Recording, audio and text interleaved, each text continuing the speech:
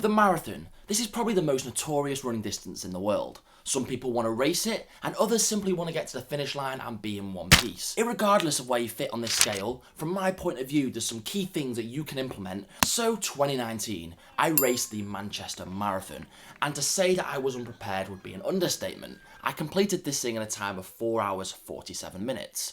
2 years later, I came back with the sole intention to smash this race as best as I could and redeem myself for 2 years prior.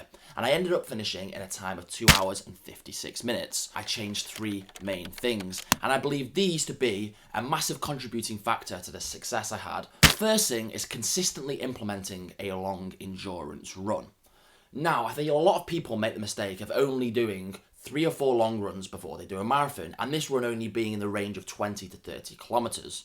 Well, the one thing I wanted to make sure this time round was that when I got into the race, my feet, my joints, my ligaments, my muscles, basically my entire goddamn body was used to running long periods of time, because that was my biggest flaw last time. My feet hurt, my legs hurt, my knees hurt. I felt like I'd been hit by a goddamn bus. So that was something that I wanted to change. Well, how did I go about this? So I started to implement a long run once a week. This started with an hour, and within 6 months I managed to get this to 2 hours. At that 2 hour mark, I kept that in every single week, with a rest week every 3, until the race started. So I practically had a year and a half it ended up being, I think, of long runs on a weekly basis where I was running 2 hours. This was a massive contributing factor because it meant that I could actually run the distance without falling apart. As I then got closer to the race, what that long run started to become was a mix of long and easy and then marathon pace thrown into this. This was really important because it got my body used to running at that goal marathon pace, and it enabled me to test things like nutrition and pacing strategies.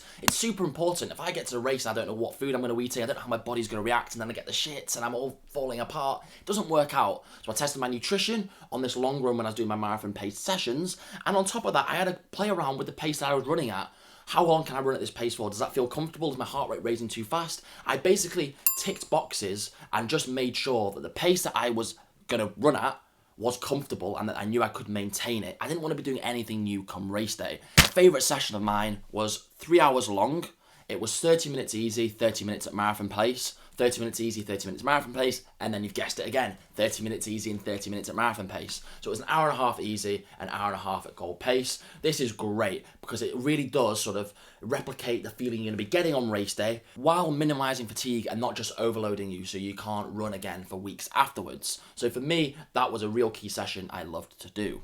The second thing that I did was implement some speed work. Now, the speed work on its own is going to be no good because you're not going to have the endurance and aerobic base to be able to run that marathon. But assuming you've got a long run in, popping some speed work within your weekly mileage is going to be absolutely essential. It's going to ensure you don't go flat, and it's going to allow you to keep some top end speed. Now, this session itself would never be longer than an hour and 20 minutes, and it would generally consist of something like 5 by 5 minutes at 10k pace, or alternatively something like 3 by 20 minutes at half marathon pace, along those lines. I really enjoyed them because I wasn't killing myself, but I was putting in some faster efforts within this sort of block where it was all about endurance and slow, easy plodding.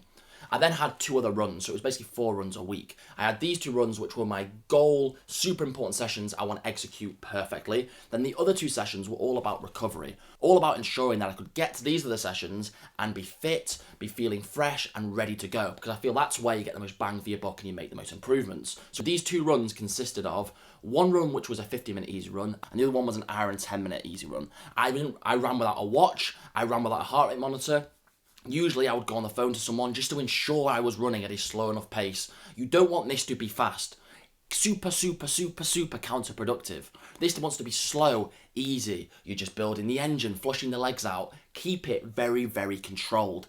If you're going faster in these sessions, it's going to completely wreck the purpose of doing them and then negatively affect the 2 key sessions you want and need to get right. Within these 4 sessions, you want to be testing out your nutrition, you want to be testing out your race shoes, you want to be testing out anything you're going to be using on race day. Really important. If you go into race day and use a new piece of kit, a bit of new food, anything that you've not tried and tested beforehand and you're adamant works for you, you are a complete goddamn fool. And the chances are it's going to come back to bite you. So don't try anything new. Practice everything in these sessions beforehand, and I guarantee you do these things, you're going to be getting to the finish line with a PB. Let me know if you've got any comments down below, drop a like, subscribe to the channel, and I'll see you all in the next one. Cheers.